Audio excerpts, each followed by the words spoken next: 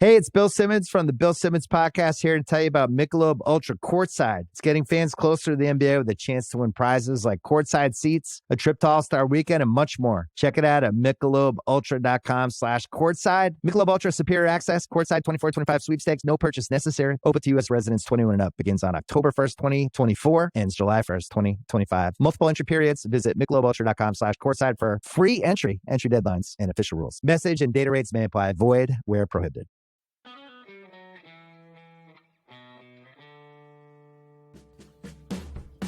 Hello and welcome to the Oregonian Sports Podcast. Oregon State is not Washington State's buddy, but I'm Bill Oram, and I'm joined, as always, by my buddy, Brenna Greene from Coin 6 in Portland, Oregon. Brenna, good morning. Good morning. Good morning. It's a morning where I am up and awake because we're having Sick Brenna round 2 on the podcast this week. So the people responded to Sick Brenna week 1, so why not double down? I mean, why not? Why not? If it's working, don't try to fix it, right? Brenna, the Ducks are on a bye coming off a big win in Madison, Wisconsin. Looks like Tez Johnson is going to be back when they return in 2 weeks against Washington. Oregon State hosts Washington State on Saturday. Should the Cougars intentionally throw the game? We will talk about that. And the Portland Trailblazers are on a 3-game winning streak because DeAndre Ayton has not been in the lineup. Called that one. But I do want to start with the comments from Jake Dickert, the extremely likable and competitive head coach at Washington State University, who yesterday said in his weekly media availability, and I quote, "I've never gotten into, like, they're our buddy. Oregon State's not our buddy. They would have left us as fast as we would have left them. This is what it is. It's one of our biggest rivals now." Brenna, does anything about that quote offend you, upset you, or get you particularly fired up for this big rivalry game on Saturday? No, I mean, first of all, he's right. Like, if OSU had an option to go somewhere else, they would have gone. If WSU had an option to go somewhere else, they would have gone. Like, they were forced friends. That doesn't mean that it's a bad friendship, but they were forced to be buddies in this situation. They didn't have anywhere else to turn. I guess I have a unique insight into this rivalry just because I have covered both programs back to back, and I covered Jake Dickert for a few years. I guess technically a year and a half if you think about how he got to be head coach at WSU. Mm-hmm. So, I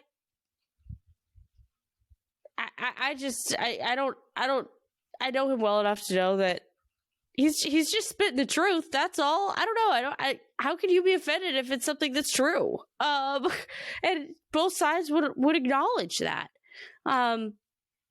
It's nice to have a head coach who actually says something in a Monday presser. That's cool. We have 2 head coaches in this state who do not want to say anything interesting in their Monday pressers. Very different ways, but they both have no intention of saying anything interesting to the media whatsoever. So that's nice. I would like to thank Jake Dickert for giving us something to talk about. I appreciate you, sir. But other than that, I mean, I don't know. I just can't. I mean, when something's true, it's true. That's just kind of how I feel about it. So, yeah. It's one of those things where I feel like we have, over the last year and a half, sort of, you said forced friends, and I like that, where we've sort of operated in this world where Oregon State and Washington State are just the same, and therefore they're buddies. And I think that institutionally that has been true, right? I think the presidents, athletic directors have had to be way more collaborative, one-to-one than, schools in the Pac-12 historically have ever had to be, because they moved as a body of 12 or 10 or 8. And now it's a body, or it has been a body of 2 to get to the point where you bring in these other schools into the conference that, is going to start in 2026. But, the idea that would trickle down onto the field where there would be all these good vibes around this game, I think is a little a little unrealistic. And I got a kick out of it last year, right? Last year, the game was played in Pullman, week 4 or 5. Oregon was hosting Colorado that weekend, but Oregon State goes to Pullman. And do you remember that there was a joint press conference between the ADs or presidents? But both. Okay, so administrators at Oregon State and Washington State. The backdrop had Beavers and Cougars on it. There was this real, teamwork sort of component of it. But again, that's all at the administrative level. And, I think you can have appreciation for the fact that Washington State and Oregon State have shared in a pretty unique experience over the last year and a half. But here's the other thing. Oregon State is now on a completely different path and trajectory than Washington State. Washington State, until Saturday, still felt like it had an outside shot at the CFP. Is going to go to a really good bowl game. Was 7-1, was ranked. They've got their own house to care for, from a football standpoint. Whereas Oregon State has lost 5 straight games, is likely to end the season on a 7-game losing streak unless they are able to, rise up against the Cougars on Saturday, which right now you wouldn't expect. Cougs are favored by 14 points on the road. So they're just in very different places from a football standpoint at the moment. The Cougs were able to maintain a little bit more continuity. They didn't lose their coach. They didn't lose. I mean, they did lose their AD, and obviously Washington State has had its own set of problems. But from a football standpoint, Oregon State has been hit harder. And so I understand exactly what Jake Dickert is saying. Of course, they would have stabbed the other one in the back as quickly as possible. Nobody wants to be in this situation. Nobody wants to be one of the 2 schools that was left behind. So, of course, that's true. But what Jake Dickert did was he broke from the narrative of the past year and a half, which is that, we're buddies off the field, but we're, enemies on it, or that we can still fight our brother. And, Oregon State and Washington State historically, this has not been a rivalry in any actual sense. I mean, there have been similarities, right? Like you're talking about the land-grant schools in the Northwest, some of the hardest to reach places in the Pac-12, but nobody was ever like, I'm really excited for that big rivalry game with the Cougs this year. That isn't a thing. And so it's a little bit forced right now, but it certainly does take on a new tone going forward for sure. Yeah. I mean, I think it's been a fun series over the last few years. Sure. Like whenever OSU and Washington State played, when I was covering the team in Pullman, it was like, oh, this is going to be a good game, because almost always it has been. Now there have been a few bad ones over the last few years, but there have also been some really good ones. In fact, I was literally deleting stuff from my phone last night, and I saw the clip on my phone of WSU's running back Max Borghi running it in against OSU. I believe that was to get bowl eligible or something like that a few years ago. Was it 2020? My gosh, I don't think it was 2020. I think it was 2019. In fact, I know it was 2019. Mike Leach was still the coach there. So there are some really great games, but yeah, I mean, but Dickert was calling for this to be a rivalry now. He did say that. He did say, hey, this should be a rivalry game now, because this is the person that is on our level, So I think it will develop into more of that over the years, but that's going to take time. Rivalries take time. They don't just spring up out of nowhere, to say the least. Yeah, you don't just get to call a game a rivalry, and I covered the Lakers for 9 years, as people know, and every single time, I swear to heaven, every single time the Lakers and Clippers would play, they played 4 times a year. Every gosh darn time the Lakers and Clippers played, someone would come to the Lakers shoot around or pregame, or the Clippers shoot around pregame, and say, is this a rivalry? And the Lakers would say, banners, no, it's not a rivalry. And the Clippers would say, yeah, but we've won 12 straight games against you, so not a rivalry. But it never had the actual makings of a rivalry, because there was no real hate or animosity between the sides. There was never any stakes. They never played with anything on the line. Oregon and Oregon State is a rivalry because they are in-state schools for sure that always played on the same level, but also because they played at the end of the year and you carried bragging rights through the rest of the year, because especially over the last 20 years, there was very often something, on the line for, one of the two teams to reach the Rose Bowl or, wherever in the postseason. Mm-hmm. Oregon State, Washington State hasn't had that. It will start having that. If this is going to be it's obviously not the last game of the year this year. The Beavers play Boise State. But if it's going to be at the very end or near the very end of the season, there will start to be things on the line, because the Beavers aren't going to be terrible forever. They will find they will settle back to where they belong, and they will start to build. It might take some time, but they're going to build, and they're going to get back to competitive. The Cougars are going to remain good as well, because you are talking about the two flagship institutions of the new Pac-12. I mean, Boise State arrives with the best football program. I don't think there's really any question. But the flagship programs of this new Pac-12 are Washington State and Oregon State. Still need to get that 8th team. Right. We're assuming this conference actually ends up getting off the ground in 2026, and that realignment doesn't come and shatter it all before we even get there. But yes, you need an 8th team. I feel like everybody's forgotten that they still do need another team. Right. But they have time. They have like 6 months, 8 months? No, they have a year and a half ish. I think that's by July 25. They have to have it all together, right? Or is it by July 26? I think it's 26, but maybe I'm wrong. I could be wrong. I've been wrong before. The point being here, yes. we do have the we decided we have a name for this, by the way, this game, Oregon State, Washington State. Oh, I feel like you bounced around a few names last year, but that doesn't sound like me. That doesn't sound like you ever. No, not you at all. Well, the one I liked last year, because it was being played in Pullman, and it was right when these two were banding together, was the Truce and the Palouse. But it isn't so much a truce, and it's not in the Palouse. So I feel like that was more of a one-time thing as opposed to the actual rivalry. But like the Agriculture Bowl or the Land Grant Bowl or something like that is probably, it's not as clever as I'd like, but it certainly achieves the spirit of it. The Left Behind Bowl. Or remember on game day last year, the Nobody Wants Us Bowl, which got misconstrued as the Nobody Watches Us Bowl, which got a bunch of people offended. If you want to talk about Jake Dickert offending people, it was the Nobody Watches Us Bowl, which was actually the Nobody Wants Us Bowl from Lee Corso, and got everybody's hackles up. That was a thing. That was a moment in time. Do you? Assuming you don't have anything to say about that. If you do, go ahead. But do you give the Beavers any chance of winning on Saturday against the Cougs, given the state of these two teams? Oh, gosh. No. I mean, OSU is just... Boy, what an epic faceplant. I mean, oh my God.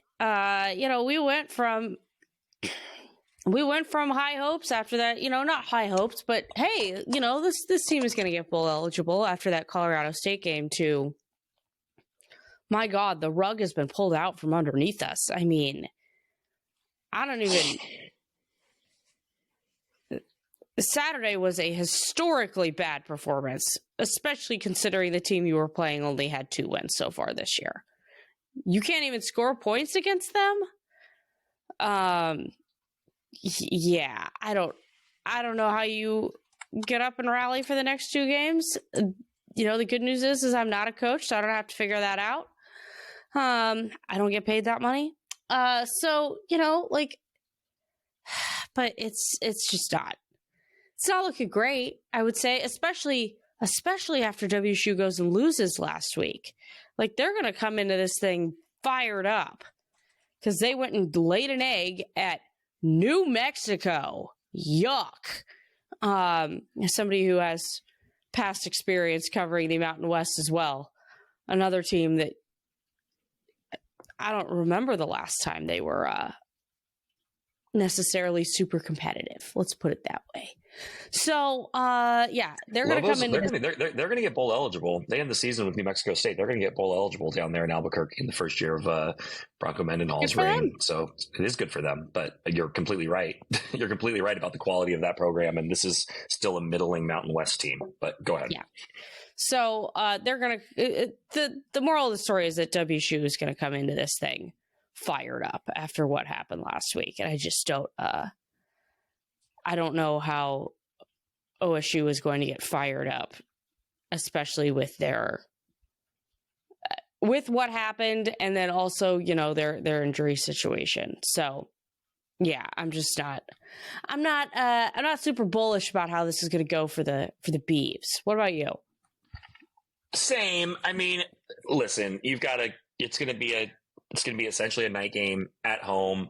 Beavers are thorny at home.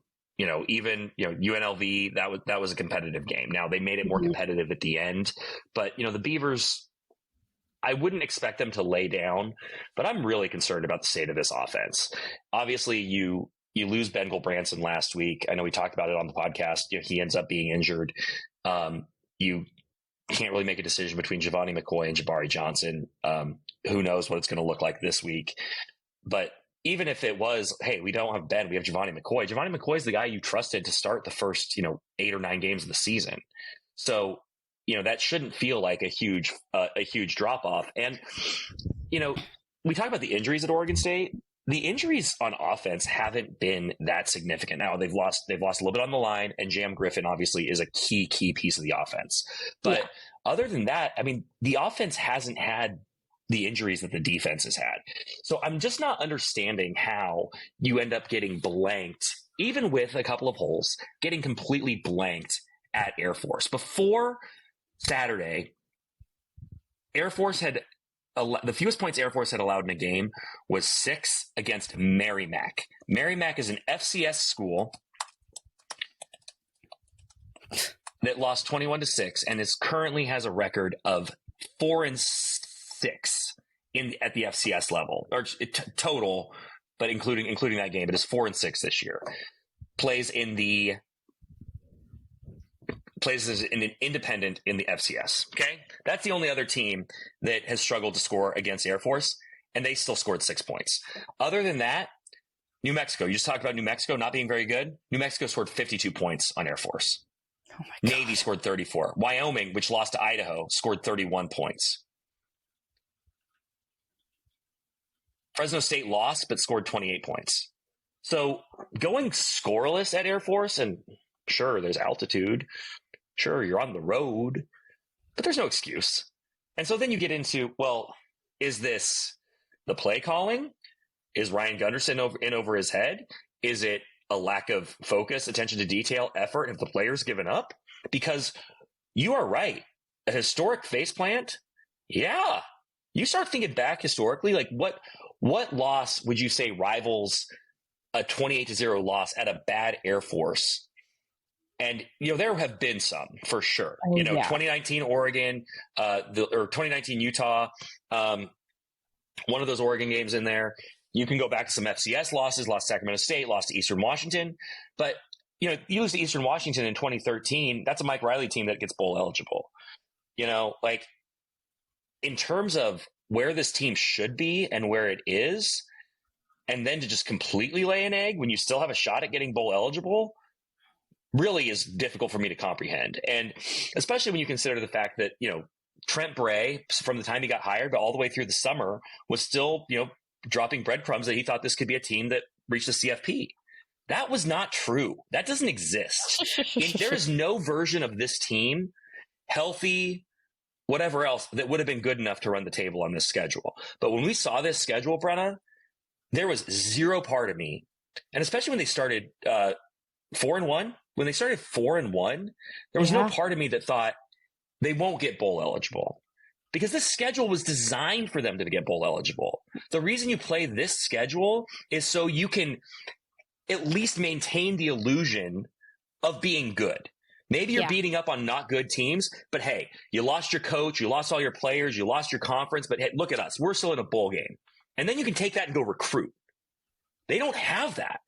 And so the bottom has fallen out on Oregon State, not just on this season, but I do think a little bit institutionally. And I don't think that Trent Bray should be fired. I don't think that, the Beavers should be paying a $4.8 million buyout to get rid of Trent Bray. I don't even necessarily know if firing Ryan Gunderson's the answer, or Keith Hayward, the defensive coordinator. I just know that like Oregon State is at a real inflection point because everything you did this year failed. And it really can't keep failing. Otherwise, you're going to be back to where you were when Gary Anderson was the coach. Because it's hard to get players in Corvallis. And it's going to be even harder if you don't have an NIL program that is competitive. And if you don't have a foundation of success to sell. The reason you hire Trent Bray as your head coach is to maintain at least some of the momentum from the Jonathan Smith era. Because Trent is a continuation of that. He is an extension of what Jonathan Smith did.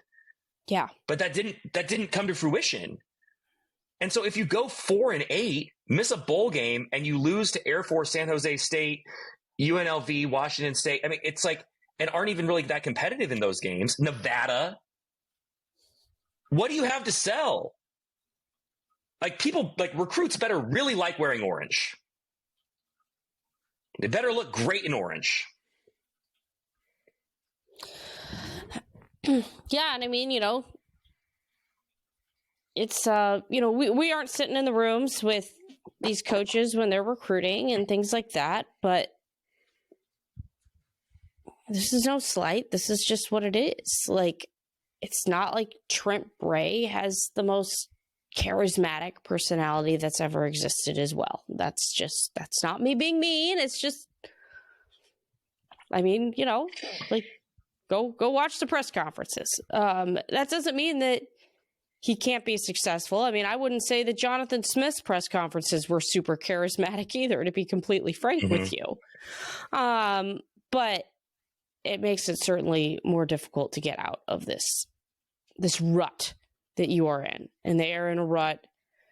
They're going to have to go out and try to get another quarterback this offseason, which is going to be difficult. You're going to have to hope you get another diamond in the rough, which, they kind of put 3 guys in there and said, y'all battle it out. That obviously none of them really had it. They're still battling out. Yeah. Their 11th game is their 11th game is on Saturday, and they're still battling it out. They don't have a quarterback in the 11th game of the season. This team's been practicing together since August. And also, like, if I'm Bengal Branson, I'm like, I got to think about the future here. Like, he's going to medical school. Like, if I'm him, I'm like, I've put this team over myself time and again. So, I just, man, it's a rough position they're in right now, to say the least. And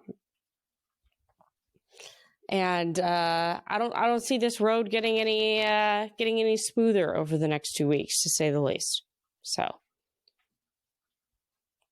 speaking of roads and the relative smoothness of them, yes. I do want to talk about the Oregon Ducks. And obviously, we know they're number one. We know that they won a squeaker at Wisconsin that we can get into. They are not mathematically assured of a spot in the Big Ten championship game, but they are going to the Big Ten championship game. And what happens there in Indianapolis against either Ohio State, Indiana, to me, really sets the stage for their chances of winning a national championship. If I'm the Ducks, I am extremely nervous about any scenario where I don't have the first round bye. Now, you could be hosting Boise State in a first round game if you are the 5 seed. And maybe you like the Ducks' chances better in round 2. They would be pretty darn fired up, I think, to not find themselves in the position they were against the Broncos the first time. But that's a good Boise State team. Yep. The Ducks have gotten a lot better since week 2 as well. My question for you is, not can the Ducks win the national championship if they don't have a first round bye? Because, of course, I think they can. But how vital do you think it is that they essentially run the table the rest of the way? Because they could mathematically take a loss. They could lose to Washington and still make the playoff. They could beat Washington and lose in the Big Ten and still make the playoff. But do they need that first round bye to get to where they need to go? Just an aside, good Lord, can you imagine if Dan Lanning lost to Washington again? The absolute panic. No, I mean, like it's head exploding stuff. And I'm sure we will talk about that next week. But like the idea of Lanning falling to 0-4 against Washington, and especially this Washington team, I literally can't imagine it. There have been a lot of things I could talk myself into over the course of this season, losing to Purdue, even like as a sort of like mental exercise. I can't do it with Washington. So anyway, continue. Yeah. Your brain just goes, nope, not happening. Nope. Yeah, I agree with you there. But yeah, let's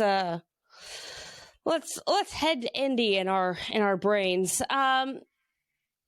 Yeah, I mean, that bye is so crucial just from like a health standpoint. Yes. Like playing, I mean, first of all, these teams, no matter, depending upon how far you go, could be playing 3 to 4, I guess I shouldn't say 3 to 4, 2 to 3 extra games. Because, or I guess you could say 1 to 2 extra games, depending upon how it all works out. With how the playoff was set up before and how it's set up now. You lose time to just sit and get your team healthy if you have to play that round of 12 game. There's just a lot going on there that's very important in terms of, I just think, a simple health perspective of a squad.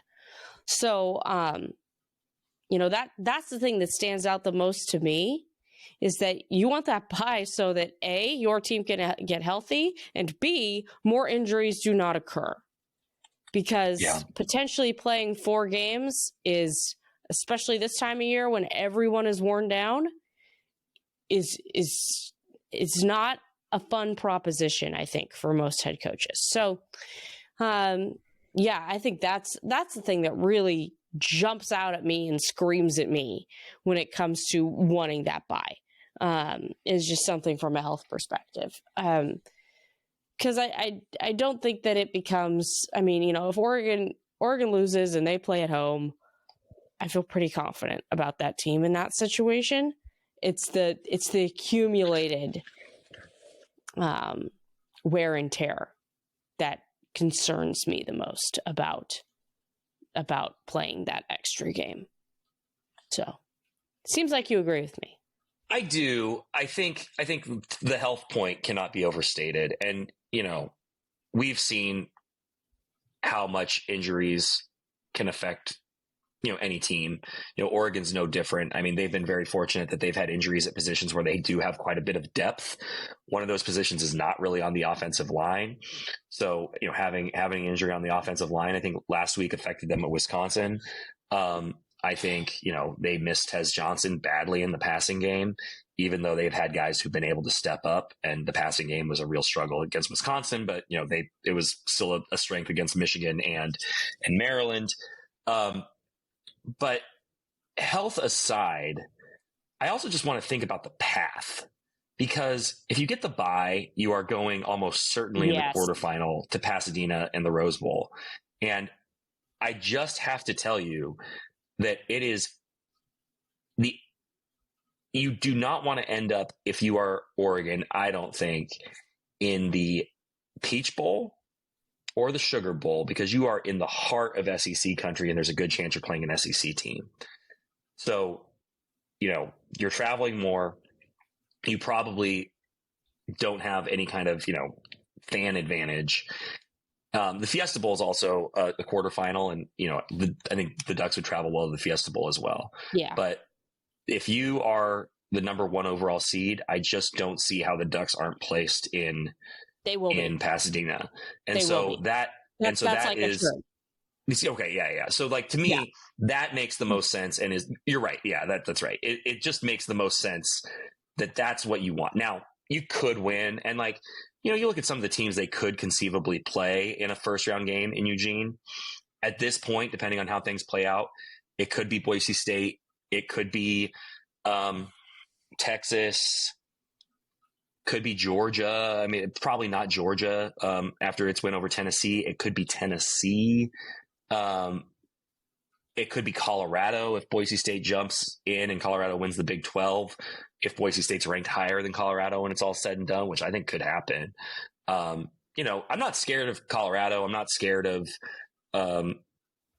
Boise State necessarily, but I'm scared of like a Penn State, Notre Dame, Texas, an SEC, opponent. If it's Alabama, I just think that it's really hairy. And like you said, what is the wear and tear and the attrition of that game? Because you basically have to win what's going to be one of probably the toughest game on your schedule so far to date. And, with the exception, I guess, of those Ohio State games, but what shape is your team going to be in after that to then go prepare again for a game that at that point is probably going to be across the country in 10 days? Like that just makes it a whole lot tougher. So, I guess it feels like stating the obvious, but if I'm the Ducks, even though I feel like technically the Ducks are playing with a bit of house money here, but I do not want to feel like I'm playing with house money. Like you've got to sprint through the finish line and and beat Washington, obviously, but also win that Big Ten championship game to have a chance, I think, to really be favored to bring home the first national championship. And I just think too, like this is also stating the obvious, but my goodness, do they need this bye right now? I mean, like that game against Wisconsin was a classic. We are tired game. That was the vibe of that whole game, was that this team is just tired, which, by the way, who can blame them? They played 8 games in a row. Like, they've had a crazy schedule, especially with how the buys have worked out. I mean, they had to buy the first week of conference play, and they don't get another bye until the second to last week of conference play. Yeah. That is crazy. So yeah, I mean, they just like, this team needs this time to reset, I think, a lot. You were in Madison, correct? I was. Tell me about your experience. I want to hear about it. I'm curious. It was rad. I'm going to go with rad as the descriptor. Cool town. Weather was great. I got 23,000 steps on Saturday. It was also my birthday, so I just was out and about and walking around and being among the people. So that was fun. Bill Oram, man of the people. That's me. And so I just want to piggyback on your point about the schedule and the bye. The bye was a real disadvantage for them in terms of like the schedule, right? Like to have to go 8 games, 3 of those last 5 being in the Central and Eastern time zone. But now that you've survived that gauntlet, this is a real gift. Not just because you need the bye to recover, but because you get a bye, you get an opponent that you are going to be very fired up to cream in Washington. And then you are going to play, I just don't see how it's not Ohio State in the Big Ten championship game. So you get the week to reset, and then you get 2 weeks essentially to prepare. You essentially are getting 3 weeks to prepare for Ohio State. That I think is a real advantage because, Ohio State has to deal with Indiana this weekend and then Michigan in the finale and then Oregon. So I think Oregon is much more set up to be refreshed when they play Ohio State. Washington is a game where, the Ducks backups could be playing the second half of that game. Yeah. So I just think the Ducks are, I think the schedule broke in a very disadvantageous way, but now that they're here and they survived it and they're 11-0, it's a huge advantage. Okay. So Madison had never been, did not really give a ton of thought to the geography of Madison and the fact that the center of the city is on the little isthmus between 2 lakes. Say isthmus 10 times fast. And what that does to traffic on a Wisconsin, on a Badger weekend, a Badger football weekend. Was not prepared for that because I sat in the back of some Ubers, and there's something about Ubers in Madison. I talked to a couple of other people who said the same thing. Like just a lot of Axe body spray happening in those Ubers. So like really strong odor, like, cologne in the backs of Ubers. And I don't know why. And so when you're in it for 30 minutes to go 3 miles, it does kind of affect your head and you start hallucinating a little bit. But I will say Camp Randall, incredible environment. Those fans were ready to rock. The students were great. I was down on the field for the last 5 minutes of the game. It was loud. The fans were super engaged. It was funny to watch when Oregon forces the 4th down stop with, 2 minutes left, watching fans leave. And then the Ducks fake the field goal and get stopped and give the ball right back to the Badgers.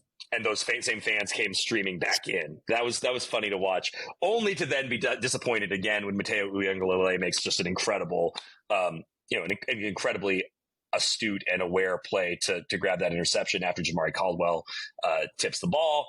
So, great finish from the Oregon standpoint. Wisconsin fans obviously were pulling their hair out.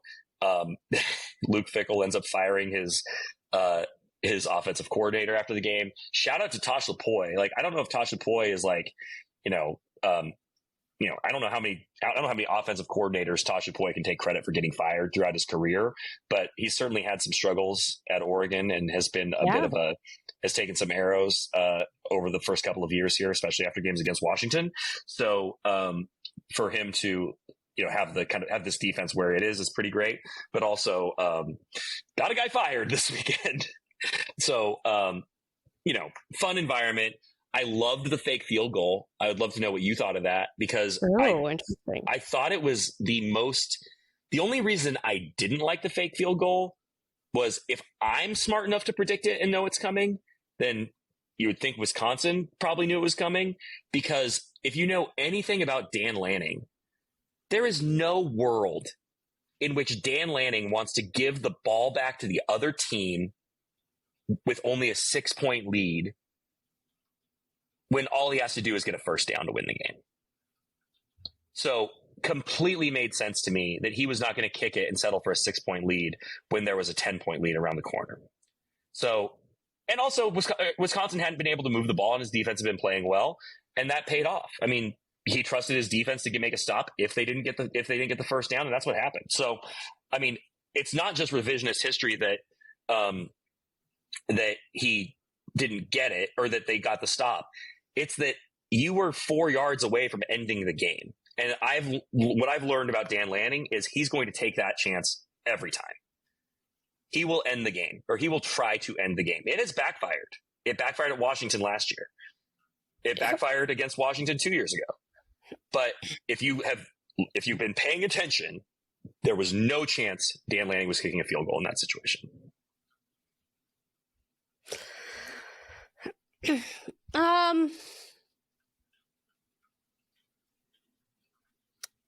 I was not so much a fan of the fake field goal, but I understand your perspective on it. I could say the same thing in terms of, your defense is playing well.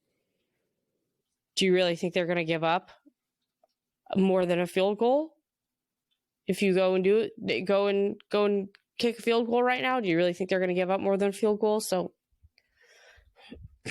I don't know. I was a little like, okay, that's a little much. That's a little much, Dan. All right. But I can understand why you liked it too. So, but boy, I can tell you one thing. The broadcast didn't like it. I can tell you that much. Woo!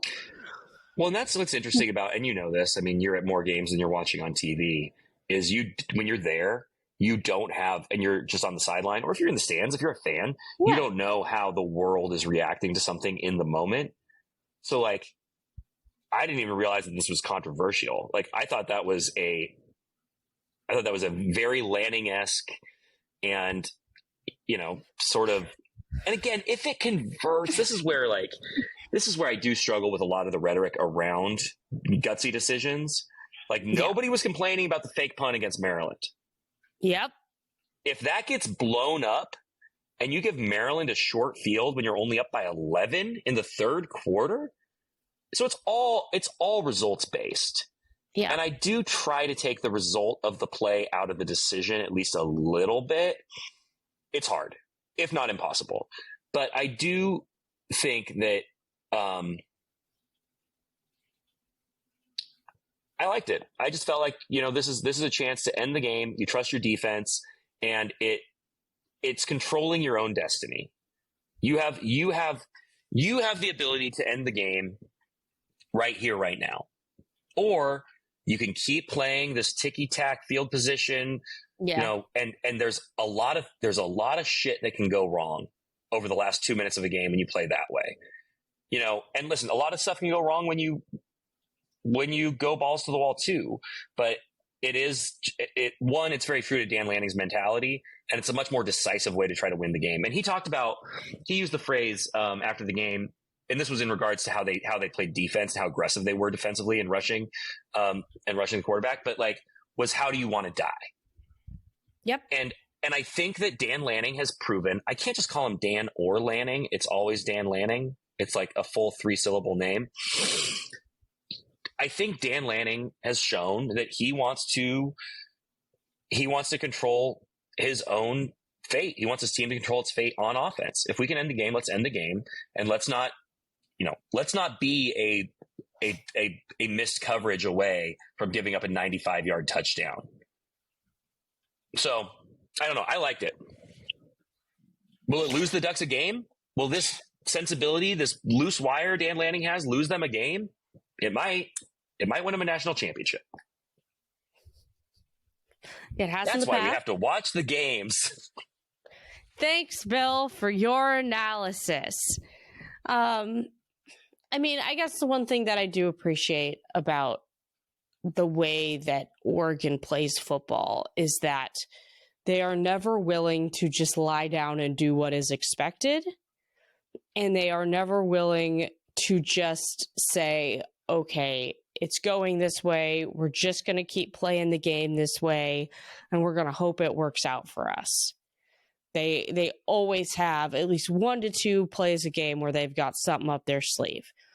And that is a very Oregon way to play football, so I respect it. But it also is just generally good for college football to have a team that's willing to do that sort of thing. So I like that, Dan Lanning comes from this SEC school of thought, but he doesn't necessarily have that. So I like that he's kind of new school in terms of that. So that's good. I just thought that if I were in that situation, I think I would rather go up 6 and trust my defense in that way than potentially be in the situation they were. And it ended up working out. So it's all good. Mateo Uiagalelei had easily his best game in an Oregon uniform, and he got the crowning jewel moment, which was awesome. So he's been terrific, by the way. I mean, for sophomore, he's been outstanding. Oh God. And he wouldn't be in that position, by the way, if it weren't for Jordan Birch being hurt. Once they, if they get this bye in the first round of the college football playoff, imagine how scary those two are going to be once Jordan is 100% back to full health. Oh my God, it's going to be insane. There's no drop off. The idea of this Ducks team having, nearly a month, 25 days to get healthy before a quarterfinal game should be scary, I think, to the rest of the country, and to those other 8 teams that would still be playing at that point. I do want to talk Blazers just a little bit, because you want to get your victory lap in? Well, not really. I mean, because my only point about DeAndre Ayton has been that he is he doesn't have a spot on this team. And so, he is their highest paid player. He is their highest paid center. Logically, he should be playing. But when he gets out of the way, you see that good things happen. I think that the other centers they have fit better with the rest of their roster. Donovan Clingan needs to play, and obviously his minutes have been ticking upward, which has been great. Robert Williams needs to play because he needs to get traded. And at that point, in my ideal world, DeAndre Ayton's the backup, but he's a very expensive backup at that point. Is that what's going to happen? Probably not, because the Blazers are too nice. But I do think that like this shows DeAndre Ayton, when he's not gobbling up minutes and his usage, which is through the roof, isn't causing the offense to clunk up, and you have a real rim protector out there, more exciting things happen and the Blazers are better. So like, I suppose the flip side of this argument is get DeAndre Ayton back in there. The Blazers are winning too much. You're taking yourself out of the flag lottery. So play DeAndre all the minutes, shut Donovan down. But I mean, obviously what you've learned over these 3 games, and it's a small sample size, you've beaten teams that Minnesota has not really come together since trading Karl Towns. Like, there's a lot of skepticism around the league about kind of the state of this Minnesota team right now, like what their level of buy-in and cohesion is. So I don't want to act like the Blazers have figured it out and are going to make a run to the play-in or the playoffs. This is still a flawed team, but you're seeing the flashes that give you hope. You're seeing it especially from Donovan Clingan, especially from Toumani Camara, and most especially of all from Shaedon Sharpe, who's only played like 5 games since getting healthy. He's eclipsed 30 points the last 2 games. He's shooting the ball efficiently. He's getting to the rim. He's digging in defensively. He's making the right passes. It's a small sample size. He's still a really, really, really, really young player, but he is, I think, as a year 3 player, which is when you really want to see a young guy sort of establish himself, it does seem like he is doing that. Can I posit a question to you? Sure. Yeah. Do they really need to trade Robert Williams? The question is, what do you gain by keeping him? Because he's good, he's exciting. Like, I mean, he is probably their, I wrote last week that I think he's their most likable player. But a lot of this is just a battle between him and Matisse, I would say. Okay. So he is, here's the problem. He is a free agent in 2026. So after another season, he would be highly in demand as a free agent. So if you're keeping him, you need to extend him. And if you're giving him a contract extension, you're extending a guy to be a backup because you have the player of the future at his position. And you are still, despite seeing flashes of growth as a team, you are still at a total talent deficit, and you still don't have your squad. So you need players and you need assets. And Robert Williams is one of your relatively few avenues to acquiring assets. So with his skill set, the way he plays at an extremely team-friendly contract, he's in demand. And so even though it's like, this is great, I like watching this guy play, and he makes the Blazers better, there's, in my opinion, there's really no smart way to move forward with him, because you're either going to lose him in a year and a half when you maybe in best case scenario are finally starting to actually try to be good because you've added somebody like Cooper Flagg.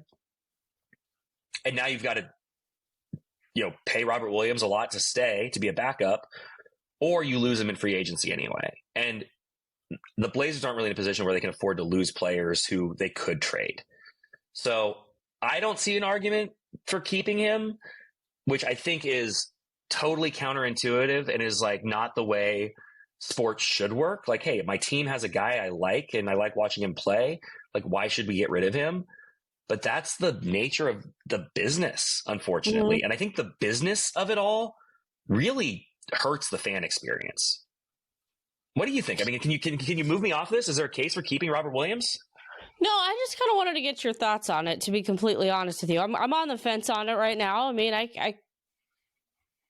can see both camps' thought process here. About the fan experience. Like, yeah, it's, it's like, oh, we have this guy that, by the way, people have waited to see for quite literally a year because more than a year, because I don't count last season. So, Right.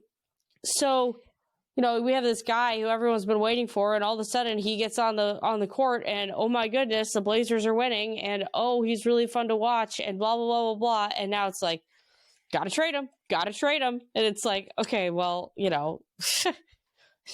that's not exactly the hopeful message you want to send your fan base. All right, it's like, oh, we finally have this guy who's making a difference, and he's got to get out of here. He's got to go. I mean, Can I? Oh, go ahead if you want to finish. No, please take the floor. I would just also add that you cannot overlook his significant injury history, which is why if you're the Blazers, somebody is going to take him on, and somebody probably will extend his contract. Somebody that needs him for 4 or 5 years. Or needs him for 3 years, but like if he is hurt, or you can trade him again in year 4 or something like that. But he's 27 years old now, so you'd be investing in a guy who's going to be 29 and super injury prone going into his 30s, who plays a really athletic, kind of game at the rim. That seems a little bit like a red flag too. So I think it's really about getting him someplace where he's going to make an impact right now on a team that really needs him, whether it's Oklahoma City, Memphis, New Orleans, the Knicks, and making the best deal. But I don't know if we talked about this last week, and if we did, I'm sorry to repeat myself, but I did write a column about him and this exact situation last week, because I do think it feels counterintuitive, and I do think that Blazer fans have not had players that they could really get excited about and invest in. And I went to that game when they beat Minnesota for the first of 2, when they beat Minnesota on a back-to-back, and he was awesome. And he got a standing ovation at the end of the game when he checked out. And I was just sitting there like, how many players have gotten standing ovations in this building in the last couple of years who weren't named Damian Lillard? Like, it was a galvanizing moment. Yeah. In my opinion. And then you turn around, it's like, and he's the guy they need to trade next. So that was the entire foundation of a column I wrote last week that people can go find. But, I agree. It's super. I mean, it's just the challenges of being in a position where you're a rebuilding team. Like, players are going to come and go, and you're going to like some of them more than others, and some of them are going to be better than others. And like the idea that you're going to let go of the players who better, like, of course, trade DeAndre Ayton and keep Robert Williams. If I'm a fan, that's what I want to see, but the business doesn't allow that. Well, and also, I mean, what are you going to get back for DeAndre right now? That is something we have definitely discussed. Well, and you can't trade DeAndre. You're not getting anything back for DeAndre, because to trade DeAndre, you're probably giving up more.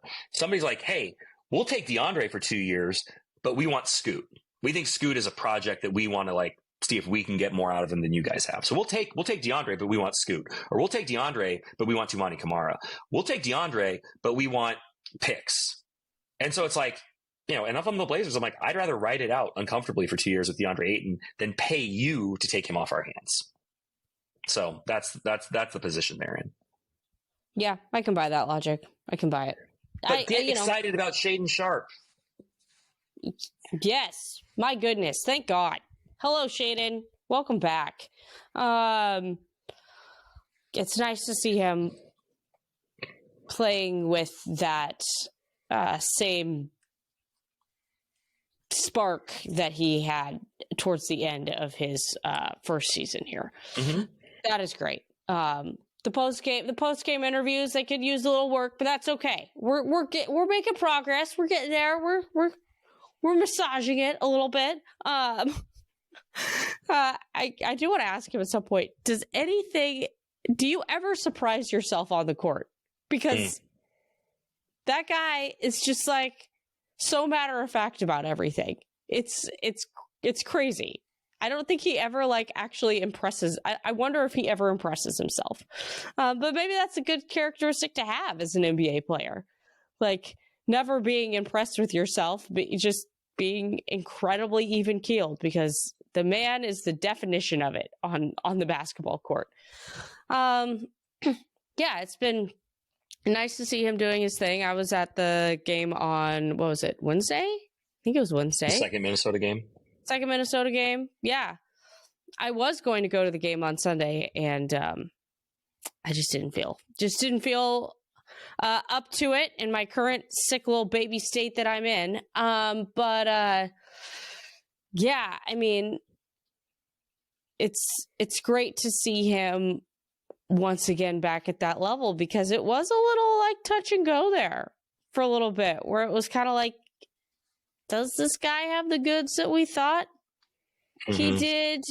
You know, is this, what is happening here? Last year was just a bizarre year for him, to say the least. You know, there was, is he going to come back? Is he not going to come back? Blah, blah, blah, you know.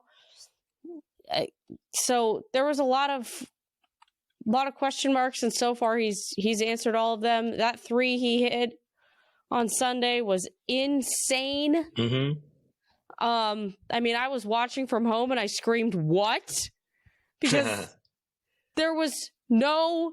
I mean, I watched that play all unfold. I was like, "Oh, this is a fail of a possession," and then somehow he just gets that thing to go in. It was unreal. So yeah, I mean, it's good to see him. It's good to see. I think Scoots had some flashes in there as well. Has he been you know, incredible? No, but I do think he's had some good moments. Donovan, you know, I appreciate him for what he has done. We're still working on the conditioning, but you know, that's okay. He was huffing and puffing on Wednesday, to say the least. But yeah, I mean, it was still an incredibly impressive performance from him. I'm not trying to. 17 points, 12 rebounds, 8 blocks in 31 minutes. I'm not trying to withdraw, you know, not acknowledge that. But, and by the way, also playing against a team that has some big dudes out there, he was able to limit himself to 3 fouls in that game, which I thought might have been his most impressive stat. But that's a good point. I like that point. I didn't think about that. I was too caught up in the fourth quarter blockathon that was going on. Incredible. Yeah. So, I mean, you know, we're still working on the getting ourselves up to NBA starter level minutes in terms of his conditioning. But he sat down at post game, and it was you could just feel his pain. Sitting in the room, it was like, "Whoa, we're gonna have a long morning tomorrow." That's what tomorrow looks like for Donovan Clingan. But you know, I mean, I appreciate it. I appreciate what he's done. So, yeah. So before we wrap, I do want to ask you a question about Shaedon Sharpe. Okay. And we will start talking about this more in months to come. But okay. He's in his 3rd year, which means he will be eligible this summer and into the fall for his rookie extension. When you are the Blazers and you're in this rebuild that you're in, and you really can't afford to make any mistakes, you can't really afford to miss, you can't really afford to waste a single dollar, honestly. Has Shaedon Sharpe shown you enough to sign him to a max extension? This is a cop-out deal, but I can't answer that question right now. So no. I can't answer it right now. In a few months, I would feel a little bit more. I would feel better about answering that question, but I don't feel like I can give you an answer off of a 5-game sample size. Well, I think the question, I think that's kind of the answer, right? Is like, do you have enough faith that what you've seen in this sample size and what you've seen from him in his growth over these 3 years, which has been sporadic on the court, has he shown you enough where you are confident that the Blazers, that's the right move? And it sounds like for you, no, you need to see more. No, I need more. Yeah. No, and I agree with that. I think you need to see more. You need to see a full season's worth. You need to see him match up with some of these other wings in the league. And, you know, in talking to people around the league, you know, I still have a few sources out there from my time covering the league more regularly. And, you know, everybody agrees that Shaedon Sharpe has all the talent in the world and that he is one of the most athletic and talented players to come through the league in a while. There are questions, I think, about still his, his ability to make it through a season, his mindset, but it's been unquestionably a very impressive week for him. And if this is still, part of the ascent, then there's a lot of reason to be very excited about Shaedon Sharpe and to believe that he's going to be a foundational piece of this team for a long time. And to say the Blazers need somebody like that is a massive understatement. So it's been an encouraging week just from the standpoint of, do we have any dudes if you're the Blazers? And, it's looking a little bit like yes, which is what they need. Just enjoy this week, because there's going to be a lot more lows along the way. Brenna Greene not buying the Blazers as a dark horse play-in team. More on that next week on the Oregonian Sports Podcast. Thank you so much for listening. As always, Brenna and I will both be at the Oregon State Wazoo game on Saturday. The not a truce in the not Palouse, the Left Behind Bowl, the Ag Bowl, the Land Grant Bowl, the Not My Buddies Bowl. We'll be there in Corvallis. We'll talk about it next week and get ready for the Huskies and do a check-in on the Blazers, who hopefully will be trending back downward toward more lottery balls, because when it comes to the Cooper Flag sweepstakes, this week has been very concerning. Thank you for listening.